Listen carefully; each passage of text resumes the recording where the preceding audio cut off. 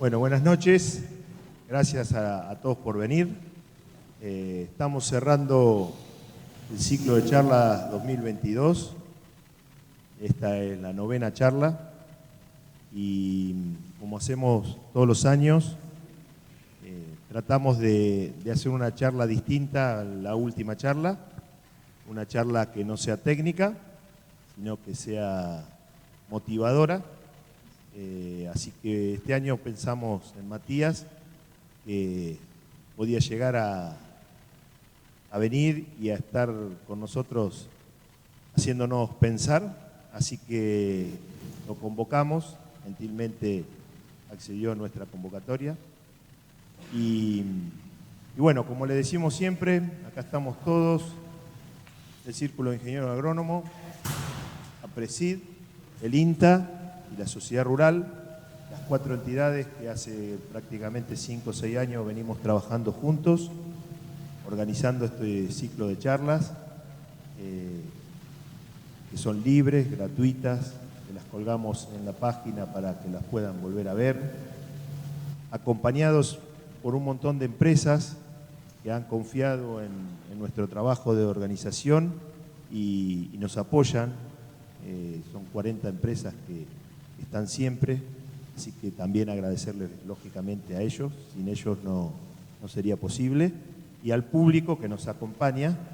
Entendemos que este año es un momento difícil, se está trabajando en cosecha, en siembra y bueno,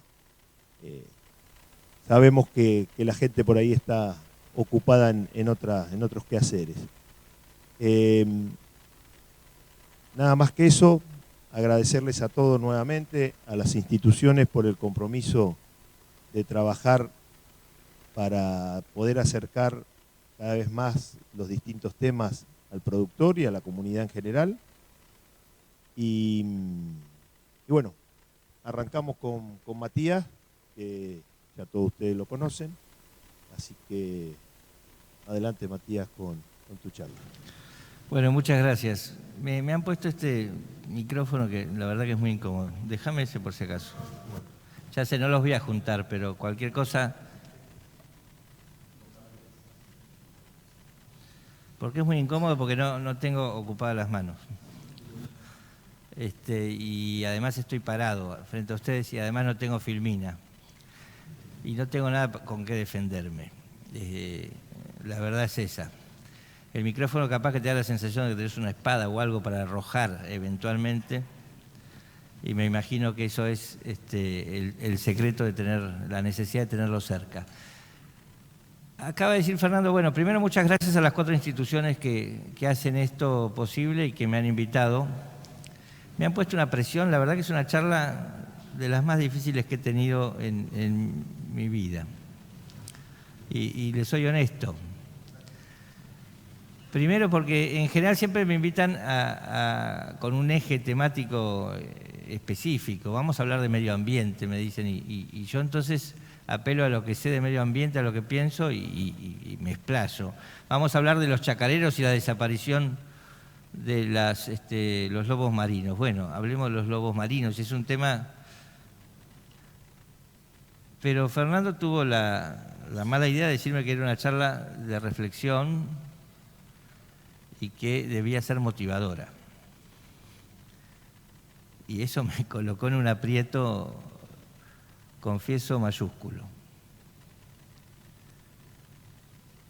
Y me dijo además que solían invitar a Mamerto Menapace a hacer este trabajo, que he descubierto aquí que es un vecino cercano a todos ustedes, que es alguien que admiran bastante, pero que realmente nosotros no conocíamos demasiado, entonces nos tomamos el trabajo de googlearlo y escuchar algunas charlas de él. Hay una charla entrañable que está en YouTube, que es la primera que escuchamos, donde hablaba a un grupo de ancianas, creo que en Esperanza, en la provincia de Santa Fe, y contaba su propia historia.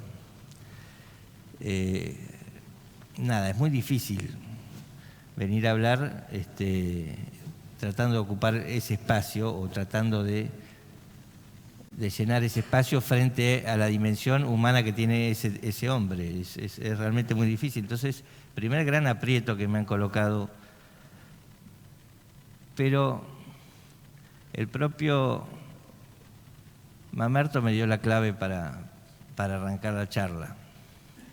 Él contó que era el noveno B, porque el noveno A había fallecido, de 3 hermanos, y que le habían puesto Mamerto, sus padres, en homenaje a Fray Mamerto Esquiú, agradeciendo algún favor de salud que había hecho este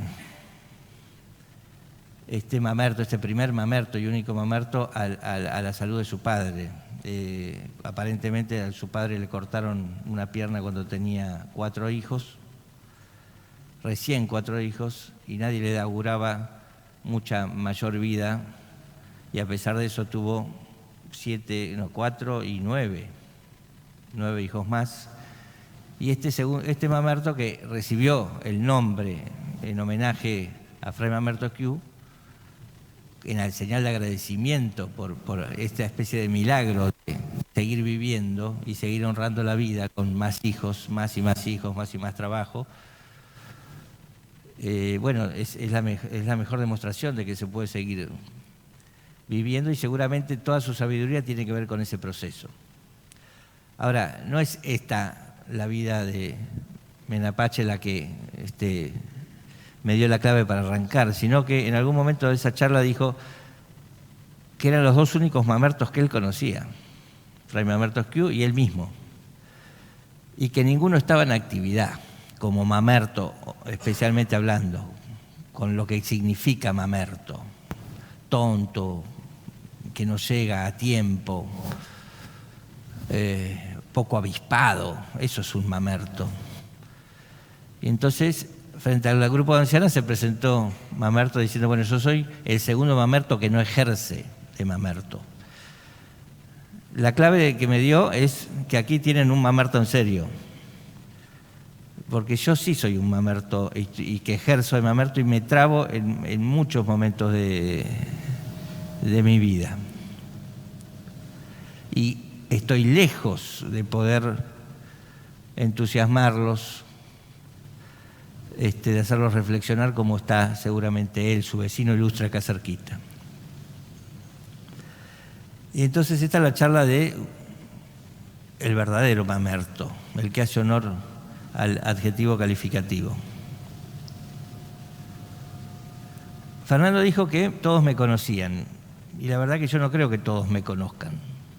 Creo que casi nadie en el sector agropecuario me conoce.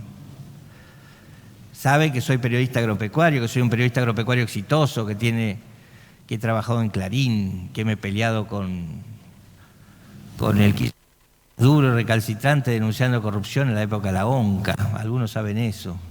Algunos saben que he ganado premios de periodismo de investigación, otros saben que fundé Bichos de Campo, que es un proyecto muy interesante.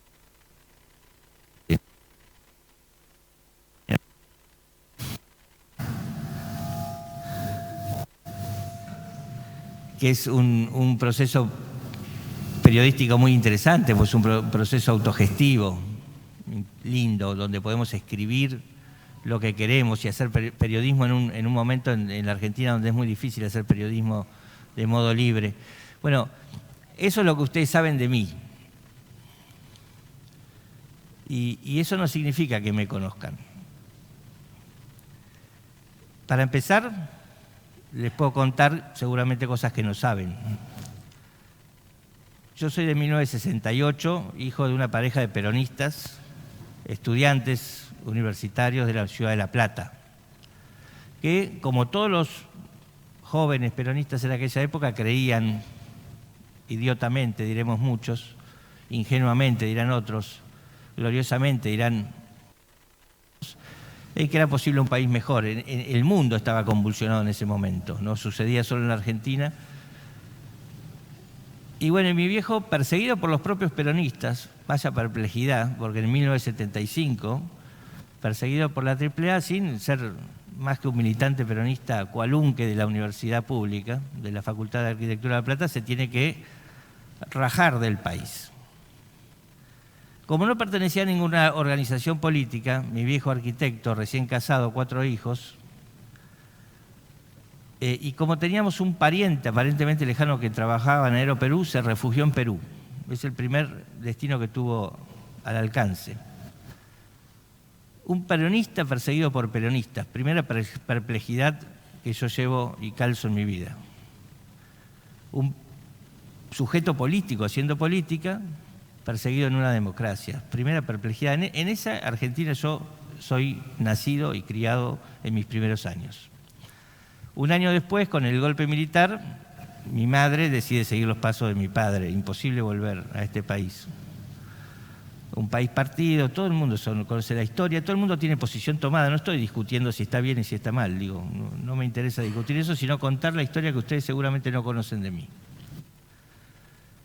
Yo recuerdo que tenía 6, 7 años. Me sacaron de la escuela para seguir mis estudios en otro país. Me sacaron de mi barrio, de mi club de fútbol, que era Estudiante de La Plata hasta ese momento. Qué boludo fui que no seguí siendo estudiantes. Bueno, y me acuerdo yéndome de la mano, cargado con una enorme valija que seguramente pesaba más que yo, de modo precipitado de este país, a Perú. Con un Playmobil, ¿se acuerdan de los Playmobil, los primeros Playmobil españoles? En la mano, ese era me aferraba a un juguetito que seguramente era importado y que venía de España en aquel momento, porque no se hacían Playmobil argentinos. En 1978 vivíamos en Perú. En 1978 la Argentina gana el Mundial. Me acuerdo que mi viejo, mi vieja, expulsado de su propio país, puteaban mucho a la Argentina y lo que pasaba en la Argentina, y el primer mensaje era: che, qué mal la Argentina, y sin embargo, el día que ganamos el Mundial y todo ese proceso mundial salieron a festejar alocadamente porque estaban sumamente contentos por la Argentina. Qué perplejidad, ¿no? Peor todavía, mi viejo odiaba a los militares. Le habían cortado la carrera, lo habían obligado a alejarse de sus padres, de su familia. Y sin embargo, en 1982, Guerra de Malvinas. Va el pelotudo y se anota como voluntario en la embajada para ir a pelear por Malvinas. Qué pelotudo, ¿no? Y yo, mi primera contrariedad, ¿cómo puede ser, viejo, que puteás a los militares y deplorás todo esto y al mismo tiempo vas y te anotás para ir a pelear contra los ingleses? Estás loco. Y esta es mi sensación todavía hoy, y la conservo y no puedo entender esa cosa, ese surgir de orgullos que finalmente son superiores a las molestias, a los odios, a los entripados. Mi viejo, a pesar de todo lo mal que le habían hecho, le salía la Argentina al palo y decidía anotarse. Por suerte nunca lo convocaron. En ese momento en Perú, unos años antes, todavía desaparecían argentinos. Los gobiernos militares de la región hacían desaparecer a cierta gente que molestaba. Y era habitual que yo, como chico, en mi casa escuchara: che, desapareció Pirulo, que vive a 4 cuadras, en Lima. O sea, tampoco era que estabas a salvo del todo. 1986, bueno, volvimos en 1984 con la democracia. Yo ya tenía 15 años. Nos instalamos, porque mis viejos no querían volver a La Plata, una ciudad donde habían perdido muchos amigos. Nos instalamos cerca de la ciudad de Buenos Aires, en el barrio Saavedra. Finalmente, 1 o 2 casas recalamos en Saavedra. Y yo me acuerdo que tenía 15, 16 años y tomé 2 decisiones en mi vida. Yo no voy a decir nunca que padecí del exilio. Yo fui un niño muy feliz en Perú. Crecí entre montañas, con aventuras, muy contenido, bien educado. No me faltó nunca nada. No me podría quejar ni me pongo en víctima de nada. Las víctimas en todo caso serán mis viejos, será su historia. Pero en la democracia, en el retorno de la democracia, yo volví al país y era un chico con este cuestionamiento, con este entripado de qué carajo es la Argentina. Porque no la había conocido, o había conocido esta contradicción entre algo que amábamos cuando éramos campeones del mundo, algo que estábamos dispuestos a dejar la vida cuando íbamos a la guerra con Malvinas, y sin embargo algo que nos había expulsado, y que había expulsado a mis propios padres, que la verdad que todavía los veo, los tengo vivos por suerte, y no son nada malas personas, no merecían ser expulsados de ningún lado. Entonces esa contrariedad sobre la Argentina la tengo todavía hoy. Pero recuerdo que de adolescente ya, y con necesidad de instalarme en algún lugar fijo, anclarme, agarrarme de algo, de un micrófono o de lo que sea, cuando recalamos en Saavedra yo me hice hincha de Platense. Dejé de ser de Estudiante de La Plata, lo cual fue la peor decisión de mi vida porque hubiera festejado mucho más campeonatos de lo que festejé. Y me hice peronista. Sigo diciendo que soy peronista, una tontería. Me hice peronista por tradición, me hice de la juventud peronista, milité en política aquellos años del retorno a la democracia mínimamente, y además me hice de Saavedra. Mi patria a partir de ese momento empezó a ser Saavedra. Un barrio de capital, clase media, medio radical, que tenía un gran tanguero, que es el polaco Goyeneche. Roberto Polaco Goyeneche. Cuando fui periodista, lo primero que hice fue escribir un libro, la biografía de Goyeneche. Para que se den cuenta que yo, sin haber mamado ni siquiera el barrio desde chico, me aferré tanto a eso que me apropié de sus personajes y hoy soy el biógrafo oficial de Goyeneche. Si ustedes googlean Longón y Goyeneche, se dan cuenta que hay una faceta del periodismo agropecuario que ustedes conocen que en realidad es el tipo que todavía nadie, como nadie escribió una biografía mejor, me siguen llamando cuando hay un homenaje a Goyeneche. Es muy gracioso, 25 años después. Yo creo que el periodismo agropecuario, y a esto quiero llegar, también me agarró por ese lado. Yo entré a la redacción de la agencia Telam primero, tomaban una prueba en economía, me la tomaron, tenía cierta palanca, como todos los que entramos a hacer periodismo en algún momento, en algún lado, alguien que te empuja, vos servís, vamos. Y justo se jubilaba el hombre periodista histórico de Telam que hacía agro. Hasta ese momento el agro era tan considerado en la Argentina, estamos hablando de 1993. Después de las experiencias militantes que me resultaron absolutamente, digamos, en general frustrantes, milité en el peronismo renovador, tropecé con los grosos, los cafieros de la vida, decepcionantes, ganó Menem y yo me quería cortar las venas. El día que decretan el indulto a los militares me quería matar y dejé por completo la política. Pero en 1993 me puse a hacer periodismo. Y estaba el hombre jubilándose. Se jubilaba, Chigalupe creo que se llamaba, y todavía era acreditado en el Ministerio de Agricultura de la Nación. Quiere decir que hasta ese momento en la Argentina todavía se consideraba el Ministerio de Agricultura como un lugar donde los medios de comunicación tenían acreditados. Había un acreditado del diario La Nación, también un hombre muy grande, y este hombre de la agencia Telam que ante los partes de prensa del Ministerio de Agricultura se apuraban y... Bueno, me tocó reemplazar a ese. Por supuesto, el cambio de época era visible. Ya la sala se cerró, la sala de periodistas del Ministerio de Agricultura se cerró rápidamente. Felipe Solá era secretario de Agricultura de Carlos Menem. Cavallo mandaba a los chacareros que se fundían a criar carpincho. No sé si se acuerdan todos esos debates. Había un tractorazo importante que unificaba las 4 gremiales del agro en Plaza de Mayo, capitaneado por Volando, por Leonidas Gazzoni de Coninagro, dirigentes de Fuste, del ruralismo. Estaba creo que Martín Navarro, puede ser que estuviera por CRA, o un poco después quizás. El de la rural no me lo acuerdo, pero seguramente sería Eduardo de Zavalía, digo. Al Churrón, bueno, quizás al Churrón, claro.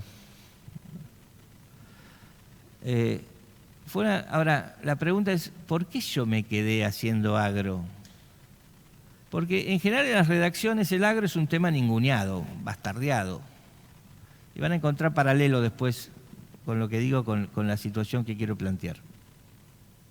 Y entonces nadie quiere estar en agro.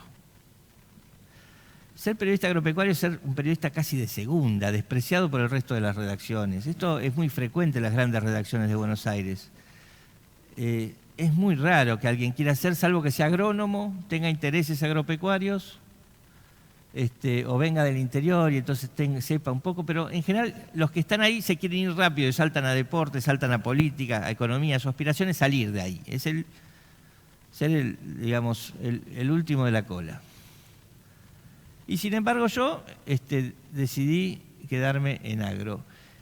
Y después de muchos años descubrí que yo también buscaba afianzar mi concepto de patria, ese que no había tenido, o que había perdido, o que estaba difuso, tratando de conocer lo que no había conocido o podido conocer de la Argentina.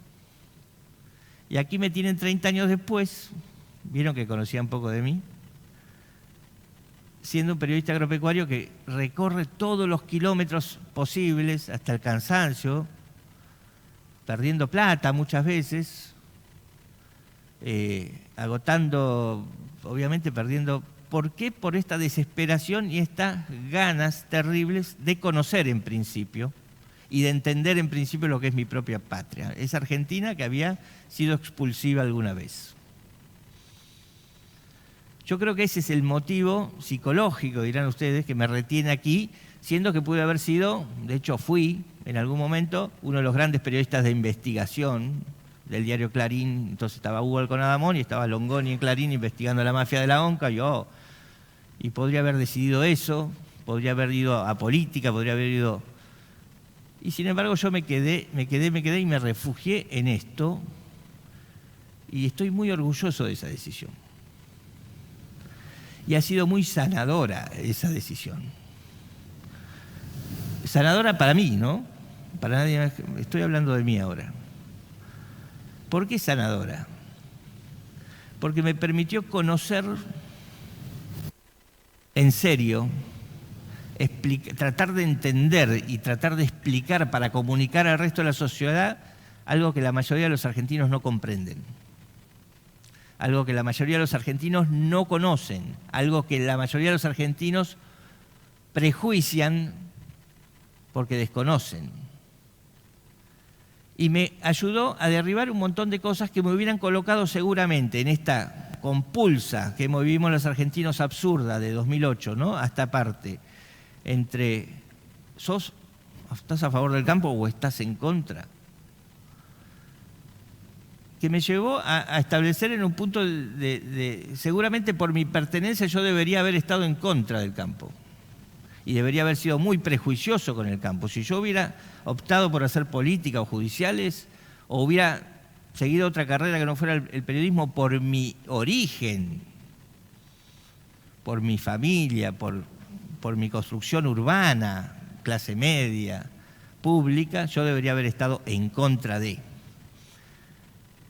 Y yo le agradezco mucho al periodismo agropecuario que me permitió, en todo caso, sopesar los intereses que estaban en juego en aquel conflicto y que siguen estando en juego en un montón de conflictos o discusiones abiertas en la Argentina. Y en todo caso, cuando es necesario, colocarme a favor de romper relaciones con muchos de mis amigos, muchísimos, que me tildaban de oligarca y además en la peor de las combinaciones. No solo podía explicar las posiciones del campo y defenderlas cuando me parecía que correspondían, sino que además lo hacía desde Clarín. Era el peor de los demonios. Ni Mamerto me salva.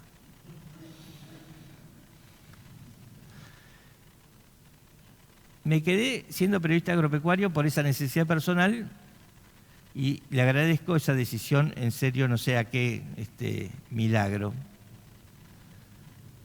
Y eso me permite venir a establecer quizás una pregunta provocadora, que es la que convoca esta charla, y tratar de reflexionar, no sé si motivarlos o desmotivarlos, honestamente no lo sé, pero en todo caso tratar de reflexionar si lo que yo percibo que es el sector agropecuario y como yo concibo y veo y percibo y me vinculo con los productores agropecuarios,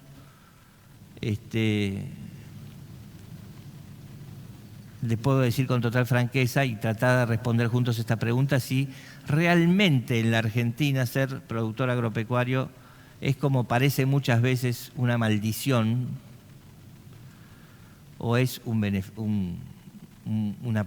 posición de privilegio muy beneficiosa. Y no hablo de plata, no hablo de nada, hablo de un montón de otras cosas. Esta es la pregunta disparadora de esta charla. Insisto que no sé si será motivante o no, espero que sí. Y hice toda esta larga presentación justamente para poder decir desde dónde voy a hacer esta pregunta y de dónde voy a tratar de responderla. Para la mayoría de mis pares, gente como yo, hija de familia media, peronista, profesional, que llegó, su abuelo era inmigrante, llegó, progresó, lo más importante era estudiar, los chicos estudiaron, se formaron, como leyeron 4 libros se sienten sabios, van al cine en la calle Corrientes y todo eso.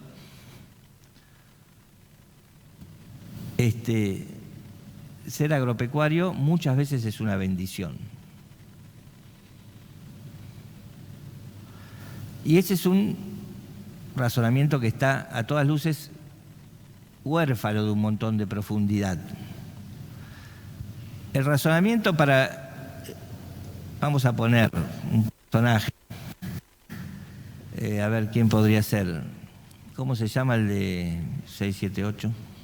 Luciano Galente, para que ubiquen alguno, no sé si lo ubica alguno, o pongamos otro más conocido. ¿Cómo se llama ese panelista? Brancatelli. Imaginemos que yo soy Brancatelli. Brancatelli, apellido Tano, seguramente de sus abuelos o bisabuelos inmigrantes, gente que debe haber laburado muchísimo. Brancatelli formado con la educación pública, seguramente. En vez de ser periodista agropecuario como yo, como seguramente su familia no tuvo los problemas que tuvo la mía, dijo, bueno, voy a ser periodista deportivo. Bien. Pero como tenía cierto talento adicional a los periodistas deportivos, llegó a ser panelista político. Y después podemos cuestionar si sus formas son correctas o no son correctas, pero en todo caso, ese es Brancatelli, y es un hombre que seguramente cuando uno le pregunta, ¿qué opinás de los productores agropecuarios?, te van a decir, te va a responder con prejuicios, un enorme prejuicio, que se replican muchos de otros cortados con la misma tijera, incluso algunos que son muy amigos míos y buena gente. Son beneficiados, porque tienen tierras en gran cantidad, porque ganan dinero en gran cantidad, porque ganan dinero a costa de atentar contra el medio ambiente, porque ganan dinero a costa de perjudicar al resto de los argentinos. Esas van a ser líneas fuerzas, ideas fuerzas que va a transmitir el preconcepto de Brancatelli respecto de cualquier productor agropecuario.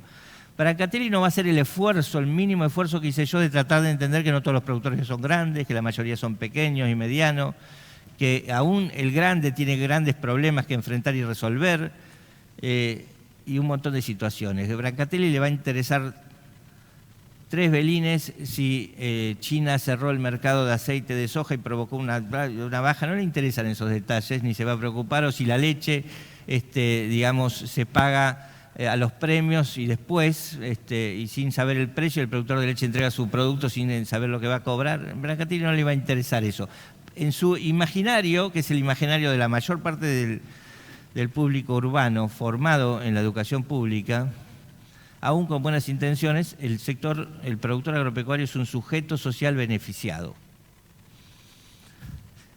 ¿Qué pasa si yo le hago la misma pregunta a ustedes, a cualquiera de ustedes?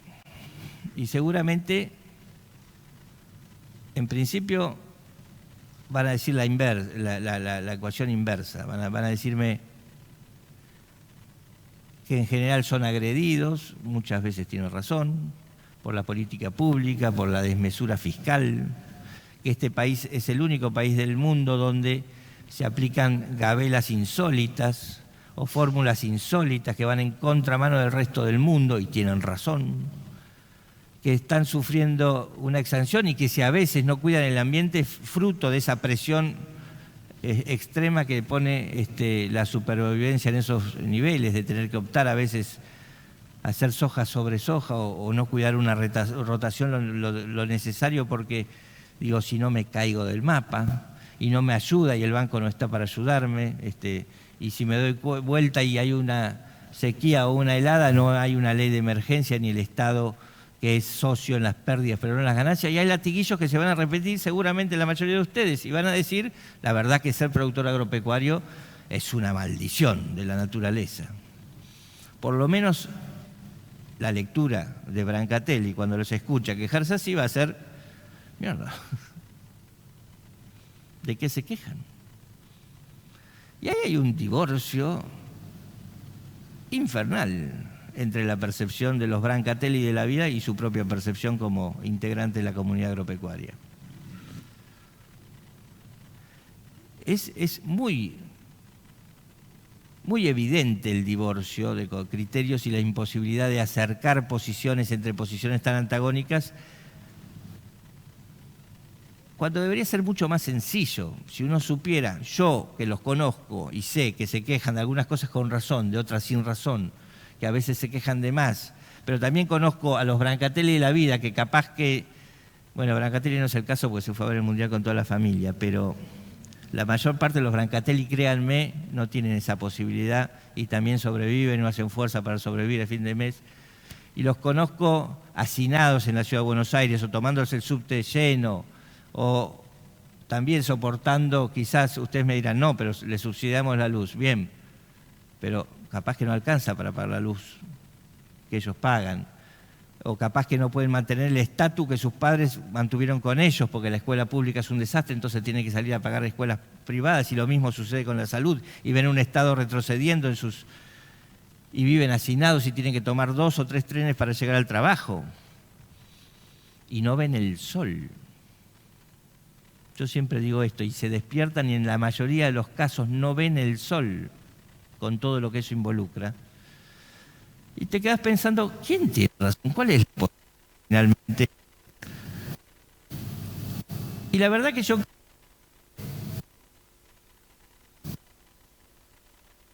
Y la otra.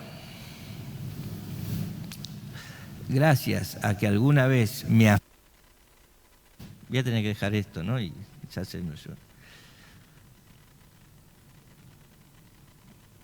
Gracias a que alguna vez me aferré al periodismo agropecuario y eso me permitió entender y conocer y recorrer y valorar la queja y la razón de los productores en sus justos términos, saber cuándo exageraban, cuándo padecían en serio, ver a muchos fundirse. Recuerde que yo hago periodismo agropecuario desde 1993 y desde 1993 a esta época se han fundido el 40% de las unidades agropecuarias en este país. O sea, mal puedo pensar yo que es una bendición, graciosamente, un país donde se funden o se cierran el 40% de las explotaciones. Sería demencial que piense eso. Si yo conozco la estadística sobre la distribución de los ingresos al sector agropecuario y conozco la estadística y sé cómo se conforman los estratos de productores y sé que el 70% de la producción quizás no queda en los territorios porque pertenecía a pools de siembra, empresas agrícolas y todo, sociedades anónimas y todo, y digo, y bueno, capaz que no puedo sostener la imagen del productor que bendecido, pero ¿es posible a esta altura sostener la imagen del productor maldecido por ser productor? Y me pongo del lado de Brancatelli. Y tampoco es posible sostener esa otra imagen. Yo, en serio, creo que tenemos un serio problema en la Argentina, que es que de a poco estamos haciendo esfuerzo por dejar atrás una etapa bastante funesta de la política que no tiene que ver con ideologías y con modelos empuja, sino que tiene que ver con el triunfo de la política cuyo negocio es fomentar el enfrentamiento más que el consenso entre los habitantes de una nación. Esto me parece como definición clara. Digo, a mí me parece que en los últimos años nos ha gobernado gente cuya, y digo, sin hablar de uno u otro bando, cuyo beneficio político inmediato radicaba en fomentar el conflicto.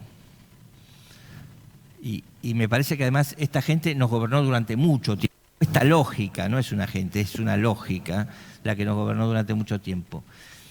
Y me parece que en ese gobierno, en ese reinado de la lógica de la política como oposición y no como consenso, lo que sucedió es que se fagocitó este enfrentamiento y estas miradas cruzadas. Digo. Entonces, el citadino cuestionaba cada vez con mayor intensidad al productor. Y el productor cuestionaba cada vez con mayor intensidad al citadino. Y entonces este divorcio que parece irremontable nos condiciona a todos y nos hace ver que la solución está mucho más lejos de lo que pensaban. Por eso yo rescato mi origen y digo, desde una formación peronista, habiendo visto las contradicciones de la Argentina dolorosa, siendo urbano, de clase media, como la mayoría de los argentinos, he logrado destruir el preconcepto que la política ha tratado de instalar en muchos de nosotros. ¿Tiene la culpa el productor? ¿Tiene la culpa Brancatelli? En realidad tiene la culpa la política, eso tiene que quedar claro. Pero la política no es más que la expresión de los propios argentinos, y eso también tiene que quedar claro. Los prejuicios respecto de lo que son los productores agropecuarios anidan en nosotros mismos. Y entonces es antipático cuando vos le decís a un productor, vos no tenés en el fondo tantas razones de que quejarte, cuando objetivamente las tiene y las podemos enumerar y las podemos compartir. Pero frente a otras realidades quizás no tenés tantas razones de que quejarte.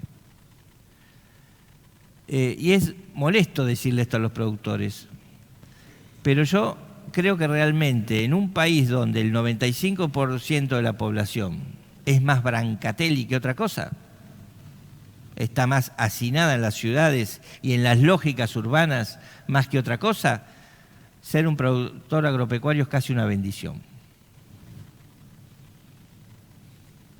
Despertar con el sol es una bendición. En un país con niveles de pobreza del 50%, que en general están concentrados en los cinturones alrededor de las ciudades, donde la mayor parte de la gente no tiene trabajo o tiene un trabajo mal pago, sin perspectiva, yo creo que ser productor agropecuario es una bendición. Y es la primera definición que quiero tomar. Y esto no me convierte en Brancatelli. Este es el primer clic mental que yo quiero que hagamos juntos,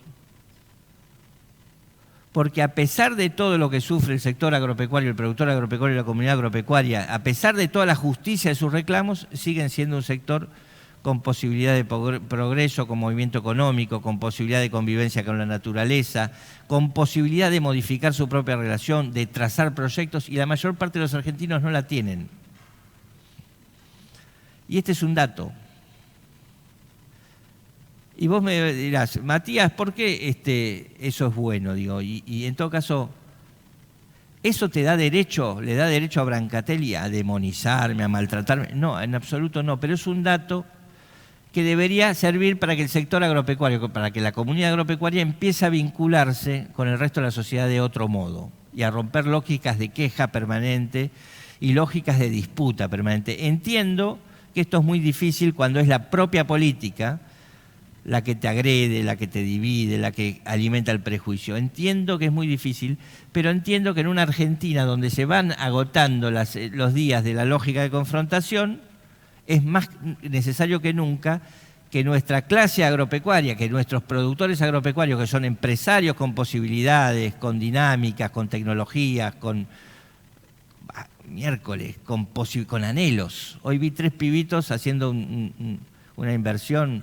Obviamente vieron el negocio y está bueno, pero hay que animarse a los 27, 28 años a hacer una inversión en un galpón de 1000 metros de hidroponía. Bueno, ese reservorio de entusiasmo que se ve en el sector agropecuario y que yo trato de transmitir permanentemente en mis notas, en mis crónicas, esa posibilidad de hacer y de transformar los ambientes, de diseñar proyectos, es una posibilidad que la mayor parte de los argentinos no tienen. Créanme, un empleado del Estado sí es un ser que tiene ciertos beneficios, sin lugar a dudas, pero es un ser que en general no puede soñar, ni proyectar cómo progresa desde el punto donde está. Es un ser chato. El productor agropecuario argentino en general, a pesar de todos los problemas y los vientos que le surgen, en general todavía tiene posibilidad de soñar, de proyectar. En general, muchos han caído, pero en general la comunidad agropecuaria, y esto se nota en la pujanza de este tipo de ciudades. Mucho se nota.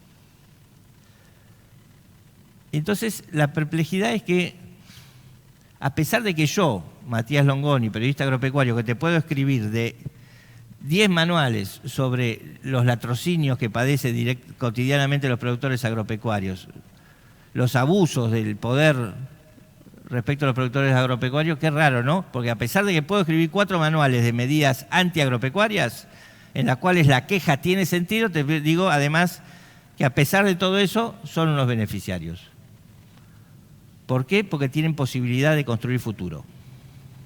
¿Por qué? Porque son uno de los pocos sectores empresarios con arraigo en su tierra, en su territorio, con la posibilidad de construir vínculos directos con sus comunidades cercanas, con la posibilidad de construir poder local. ¿Cómo se construye poder local? Como están haciendo ustedes, abriendo las puertas del debate al resto de la sociedad, estableciendo lazos, derribando prejuicios.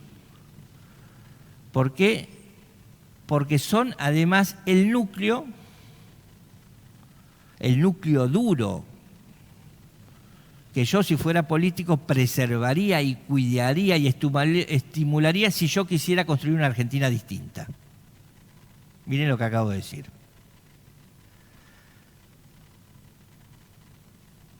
La Argentina que yo conocí en 1986, que festejó ese mundial, el segundo mundial, el primero ya les dije cómo lo festejé. Yo iba a la escuela con vergüenza porque me decían el Loco Quiroga. ¿Se acuerdan alguno del Loco Quiroga, del Argentina 6, el arquero argentino que se había nacionalizado peruano, que atajó en el Argentina 6, Perú 0, que permitió que Argentina fuera campeón en el 78? Era argentino. A mí me daba vergüenza entrar y me decían, argentino, te entregamos el partido. Ese campeonato vergonzante, medio vergonzante, porque por eso, porque la contrariedad de que mi padre lo festejara a los gritos, siendo que el argentino lo había tratado tan mal. Como seguramente nosotros, si nos va bien el domingo, vamos a festejar una Argentina que también nos maltrata y nos trata bastante mal.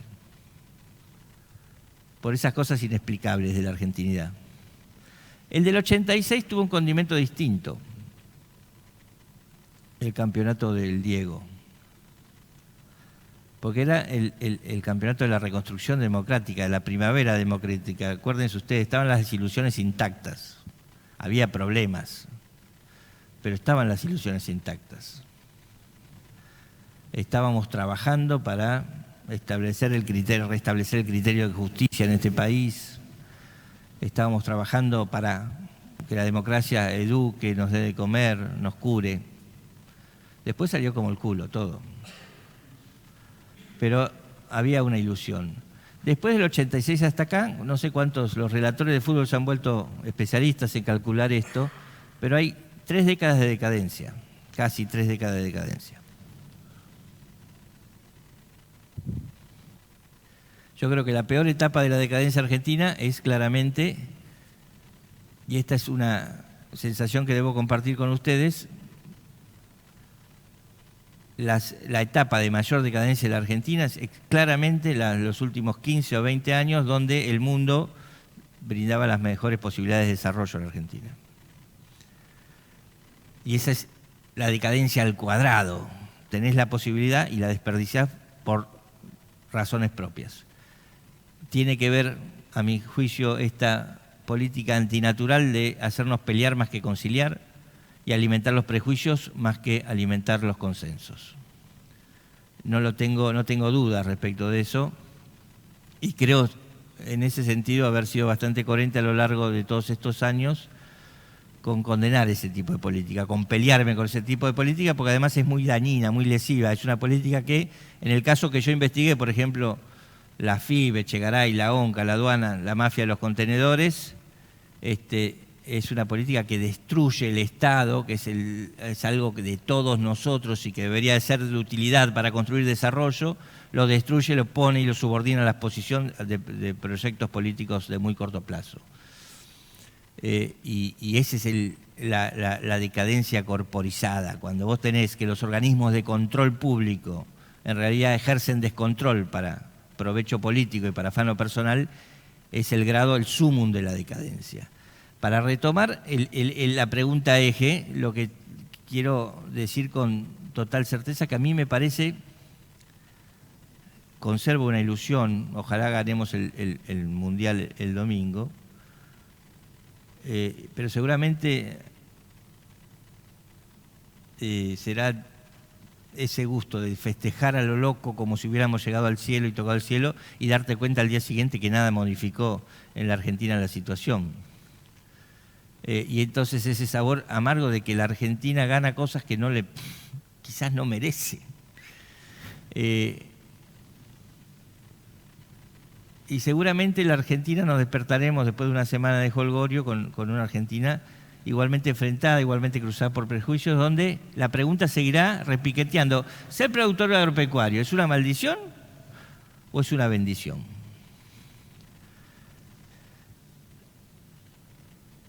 Cualquier política sensata, dije hace un rato, y una política sensata para mí es la política que promueve entendimientos, cuidaría al sector agropecuario argentino de modo muy distinto, lo consideraría de modo muy diferente. Porque la Argentina, en esta decadencia brutal de los últimos 3 décadas, lo que ha perdido es casi toda su geometría, su razonabilidad. Se ha convertido en un monstruo. Yo hago la comparación con un dibujito, creo que se llama Mr. Cerebro, donde hay una cabeza enorme y un cuerpo muy frágil, sostenida por un cuerpo muy frágil. Y digo, hago esa comparación porque el 50% de la población argentina está en un radio alrededor de 400 kilómetros de la ciudad de Buenos Aires, y ese es el lugar donde se definen las elecciones, el poder político, y claramente la vocación de hacer enfrentar sector agropecuario, productores agropecuarios con Brancatelli tiene que ver el origen en generar una base de sustentación en ese territorio electoral. No me cabe ninguna duda.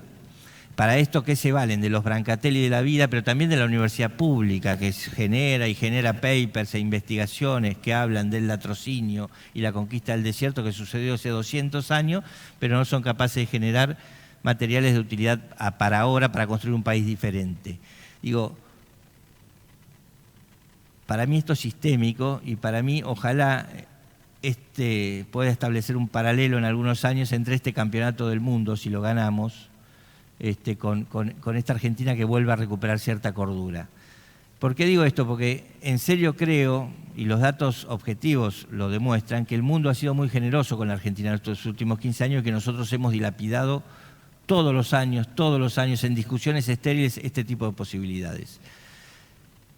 Todo el mundo que vos hablás coincide, las empresas multinacionales que llegan al país coinciden, los especialistas chinos que vienen al país coinciden, yo a veces los entrevisto, coinciden todos en que este ciclo de positivo, que no va a ser tan benéfico para la producción agropecuaria argentina, va a continuar un tiempo más, que hay un cambio estructural, que los chinos han empezado a comer proteínas, que además ahora no solo van a comer carne los chinos, sino que van a salir a trabajar en la ciudad y además van a querer tener su ración lista, y eso obliga también a producir cartón corrugado, y además de cartón corrugado vos le podés llegar a vender el caramelo Sugus para el postre. O sea, es formidable el escenario que definen en términos de demanda de alimento. Y todos los análisis, y los más rigurosos y los más mercachifles de los análisis, también coinciden en que estamos parados en una de las regiones con posibilidades productivas del mundo, más ricas. Y de hecho, la Argentina siempre estuvimos parados en una de las regiones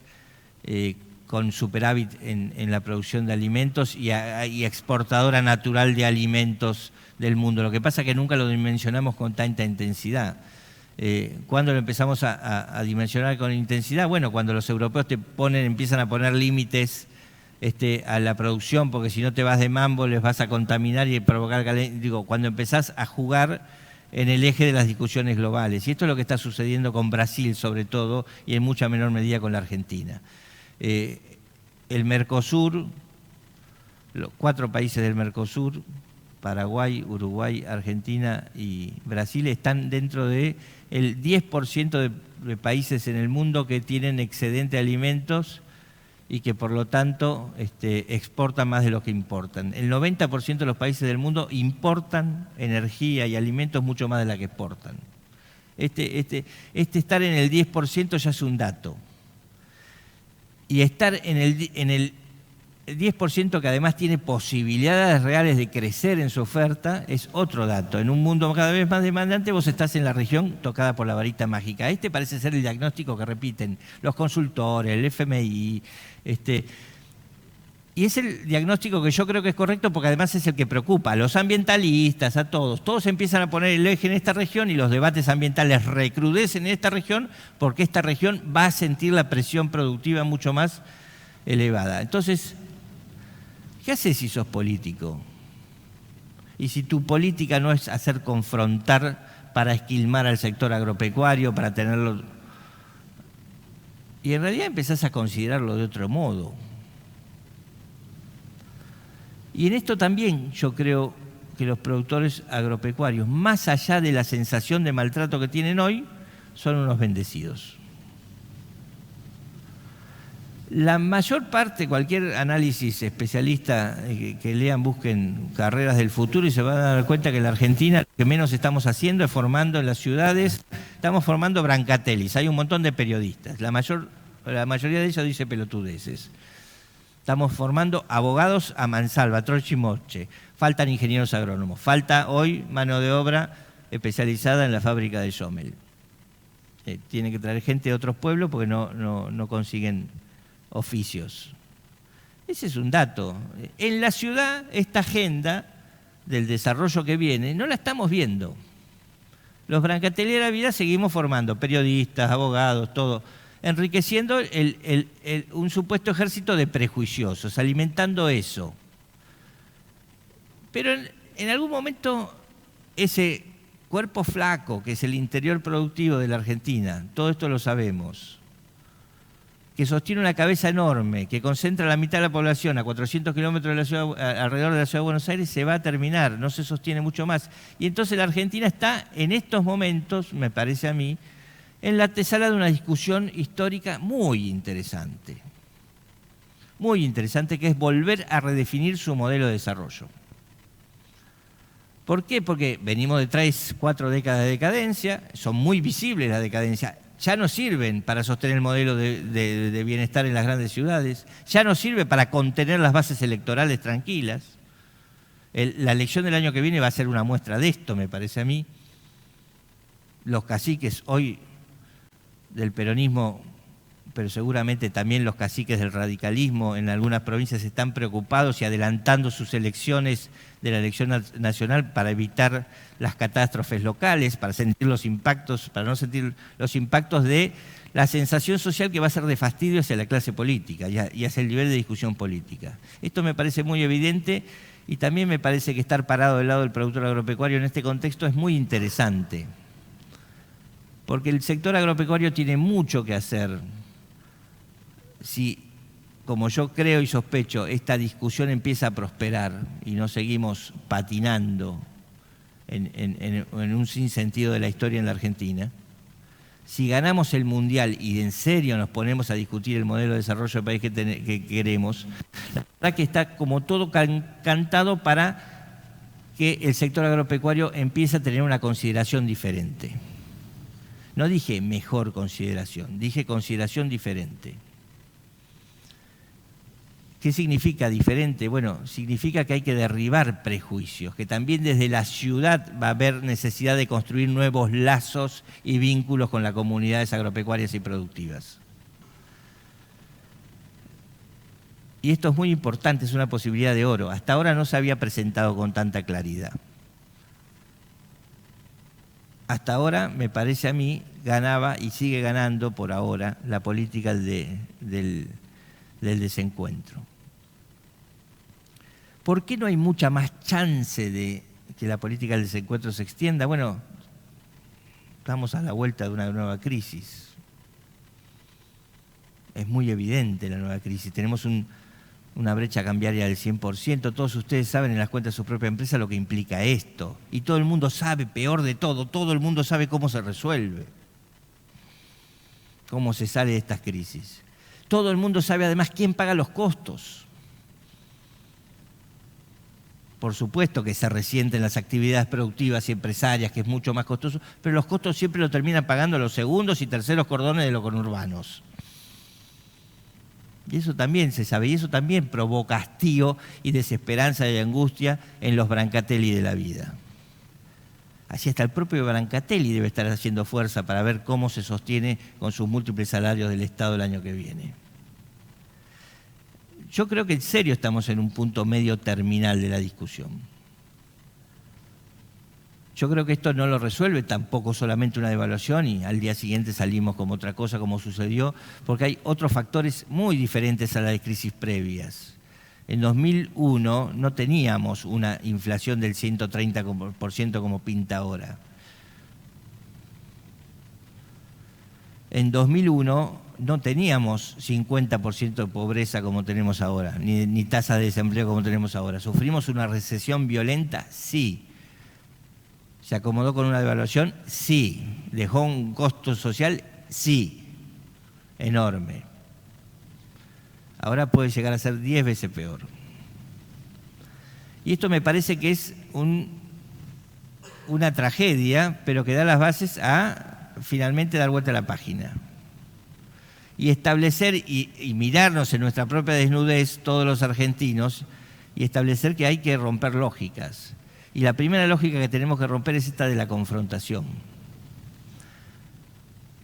Cuando estemos desnudos, en bolas y a los gritos, que espero no sea tan violento, realmente lo digo,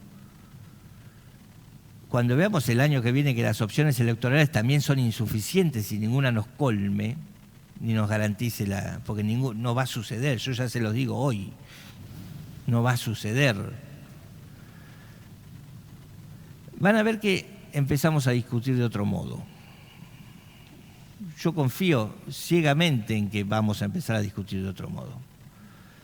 Y ahí el sector agropecuario y el actor social, sujeto productivo, tiene que ser considerado de otro modo también, porque es nuestro reaseguro, porque esto ya se mostró varias veces en la historia, pero no solamente nuestro reaseguro para zafar de la crisis, que fue el error en anteriores crisis.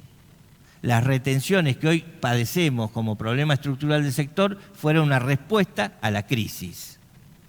Se eternizaron. No las resolvimos, no las sacamos. Todos sabemos que es un mal impuesto, pero ningún político está dispuesto a sacarla. Nunca pudimos resolver la cuestión de fondo. Hoy estamos de vuelta en la antesala de una gran crisis. ¿Qué quiero decir con esto? Que es un momento de oro para que el sector discuta, en realidad, si vamos a resolver y cambiar la matriz de desarrollo en Argentina, que discuta seriamente cuál es su rol. No quiere decir que haya que aceptar las retenciones de buena gana, pero sí hay que aceptar la idea que hay que aceptar, digamos, la idea de que hay que cooperar y mucho para construir un modelo de desarrollo distinto, donde al sector se lo deje expresar sus posibilidades, que son muchas en un mundo donde el 10% de los países exportan más de lo que importan, y Argentina está entre ellos, un mundo que va a demandar más granos, más leche, que va a meter más presión contra la naturaleza, que va a demandar más carne, más proteína animal, más arroz, más tabaco y todo lo que produce la Argentina, más energía.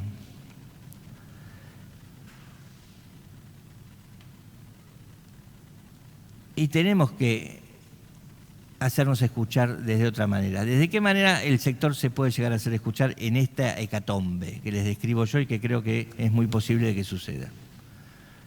Desde la queja, desde el lamento, desde considerarse perjudicados por la situación, o desde la posibilidad. Y ahí estoy donde vuelvo a decir que a mí me parece que los productores son unos afortunados por ser productores, por haber llegado hasta aquí conservando su posibilidad intacta de producir.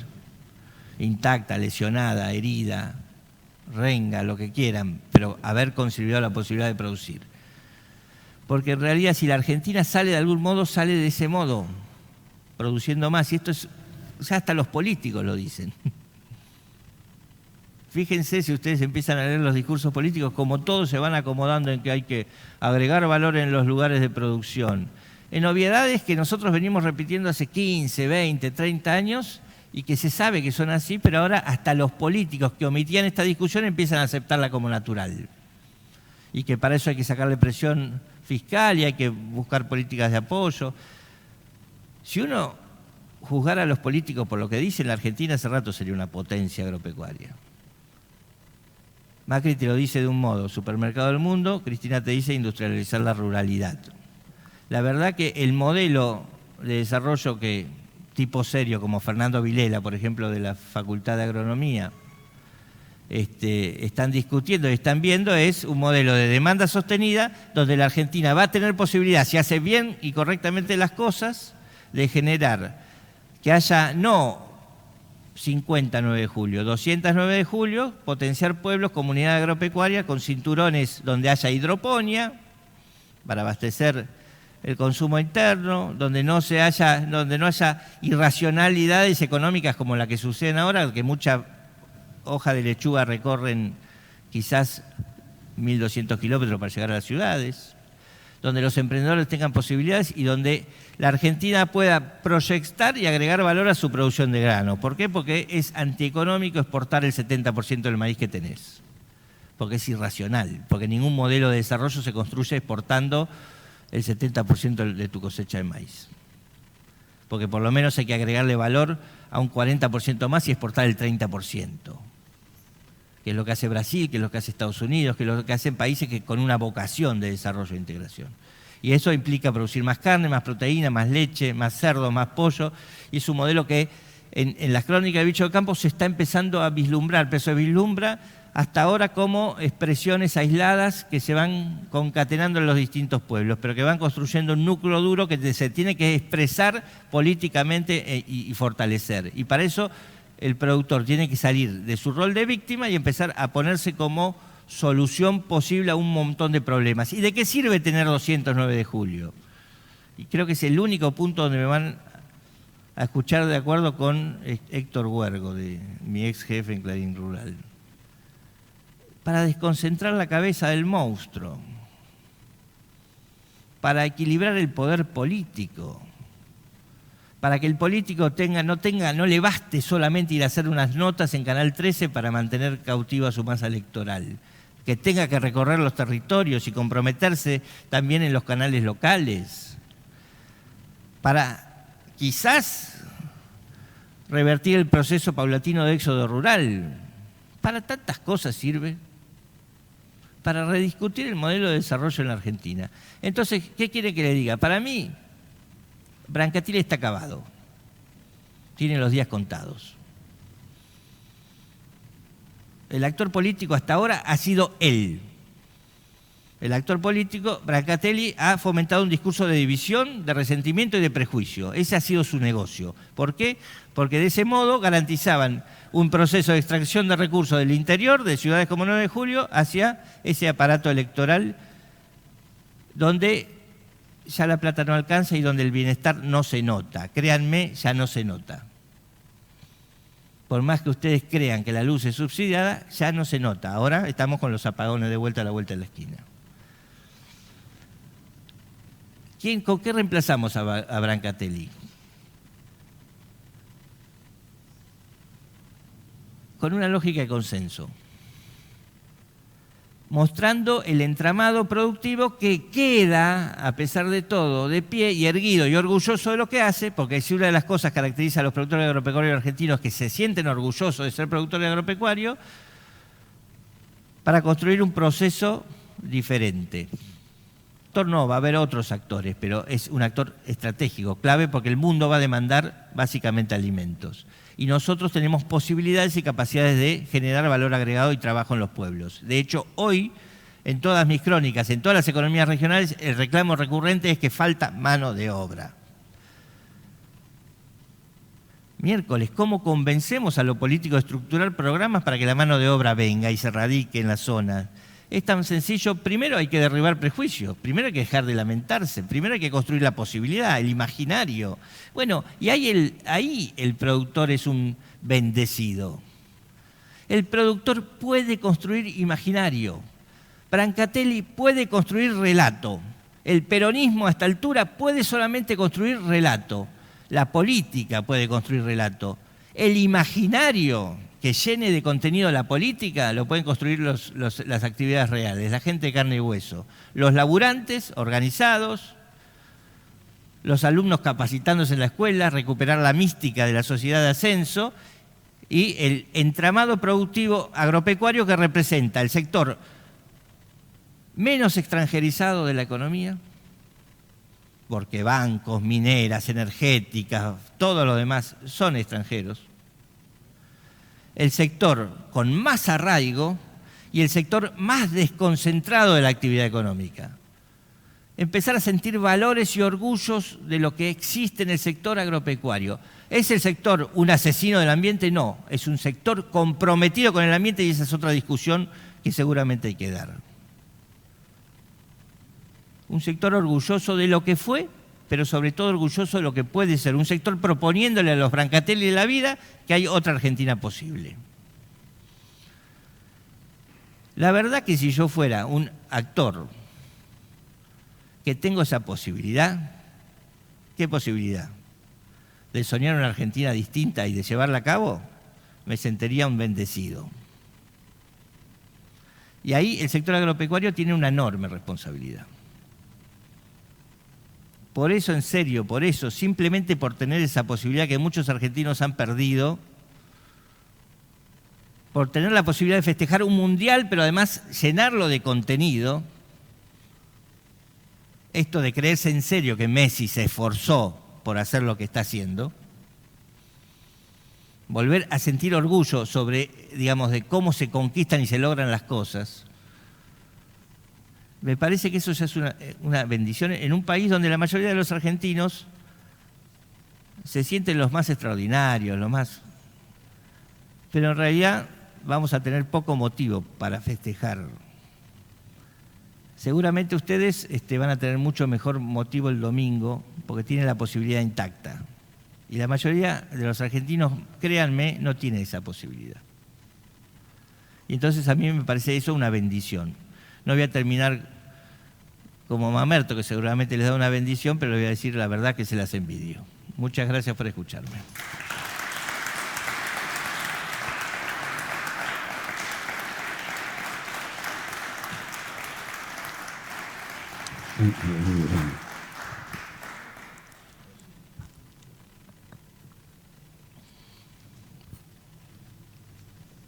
Bueno, ¿alguna pregunta que quieran hacer? Levanta la mano, le acerco el micrófono.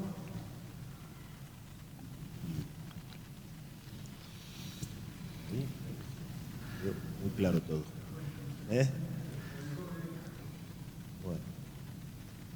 Bueno, le damos entonces un fuerte aplauso nuevamente a Matías y muchísimas gracias por una linda charla. Gracias.